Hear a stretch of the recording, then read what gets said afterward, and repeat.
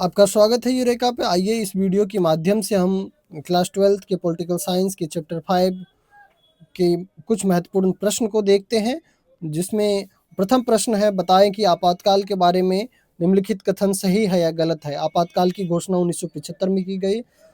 ये एकदम सही है। 25 जून 1975 को आपातकाल की घोषणा की गई थी। इस समय देश में पीएम इंदिरा गांधी जी थी और जो राष्ट्रपति थे उनका नाम था फखरुद्दीन अली अहमद। नेक्स्ट क्वेश्चन है दोस्तों, आपातकाल में सभी मौलिक अधिकार निष्क्रिय हो गए थे। ये भी सही है। आर्टिकल 19 एंड 21 भी निष्क्रिय हो गया था इस समय में। बिगड़ती हुई आर्थिक स्थिति के मद्देनजर आपातकाल की घोषणा की गई थी। तो दोस्तों ये सही नहीं है, क्योंकि उस समय में राजनीतिक कारण थे आपातकाल की घोषणा की। देश की स्थिति तो खराब थी ही, सामाजिक आर्थिक स्थिति, जिस चीज़ को लेकर के देश में आंदोलन चल रहे थे और इस सत्ता को बचाए रखने के लिए आपातकाल की घोषणा की गई थी। आपातकाल के दौरान विपक्ष के अनेक नेताओं को गिरफ्तार किया गया था। विपक्ष के अनेक नेताओं को गिरफ्तार किया गया। मीसा एक्ट 1971 का दुरुपयोग करते हुए तत्कालीन गवर्नमेंट ने, इंदिरा गांधी की सरकार ने विपक्ष के नेताओं को गिरफ्तार किया आपातकाल की घोषणा के बाद। और मीसा एक्ट 1971 को 1978 में जब जनता पार्टी की सरकार बनती है तो 44वें संविधान संशोधन के माध्यम से समाप्त कर दिया गया। नेक्स्ट प्रश्न है, सीपीआई ने आपातकाल की घोषणा की थी। ये भी सही है दोस्तों, सीपीआई ने आपातकाल की घोषणा का समर्थन किया था। नेक्स्ट प्रश्न है, निम्नलिखित में से कौन सा आपातकाल की घोषणा के संदर्भ में मेल नहीं खाता है। दोस्तों आपातकाल की घोषणा के संदर्भ में अगर हम मेल की बात करें, संपूर्ण क्रांति का आह्वान ये किया गया था। ये जयप्रकाश नारायण जी के द्वारा किया गया। 1974 में जो बिहार आंदोलन चल रहा था, छात्र आंदोलन, छात्रों ने जयप्रकाश नारायण जी को नेतृत्व करने के लिए रिक्वेस्ट किया। इसके बाद में जयप्रकाश नारायण जी ने जो नेतृत्व संभाला था वो कुछ शर्त के आधार पर संभाला था कि यह आंदोलन अहिंसात्मक रहेगा और साथ ही इसको राष्ट्रव्यापी आंदोलन बनाया जाएगा। तो जयप्रकाश नारायण जी इसी आंदोलन के नेतृत्व का आरंभ जब करते हैं इस आंदोलन का, तो इन्होंने संपूर्ण क्रांति का आह्वान किया और आह्वान किया था कि जो सरकारी कर्मचारी है इनको सरकार के असंवैधानिक फैसला का समर्थन नहीं करना चाहिए। और जयप्रकाश नारायण जी के द्वारा इसी समय में जनता का संसद मार्च भी किया जाता है।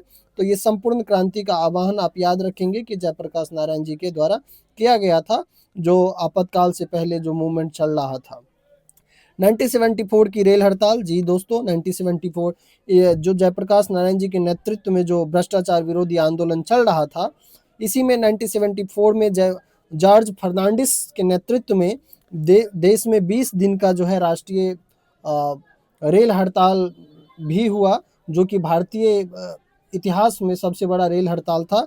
और इस 20 दिन तक जो है जनजीवन एकदम अस्त व्यस्त रहा। इसका नेतृत्व आप याद रखेंगे कि जॉर्ज फर्नांडिस के द्वारा किया गया था। नक्सलवादी आंदोलन का संबंध दोस्तों आपातकाल से नहीं था, आपातकाल की घोषणा से नहीं था। इलाहाबाद उच्च न्यायालय का फैसला, हाँ जी दोस्तों, 1975 में इलाहाबाद हाई कोर्ट में जो याचिका दायर किया गया था इंदिरा गांधी जी के निर्वाचन के विरुद्ध, इसका फैसला 12 जून 1975 को आया था, जिसमें कि इंदिरा गांधी जी के निर्वाचन को अवैध ठहराया गया था। और इस याचिका में ये दायर किया गया था कि इंदिरा गांधी जी ने चुनाव में सरकारी कर्मचारियों का अपने चुनावी हित के लिए दुरुपयोग किया है। इस आधार पे इंदिरा गांधी जी की सदस्यता खत्म कर दी गई थी।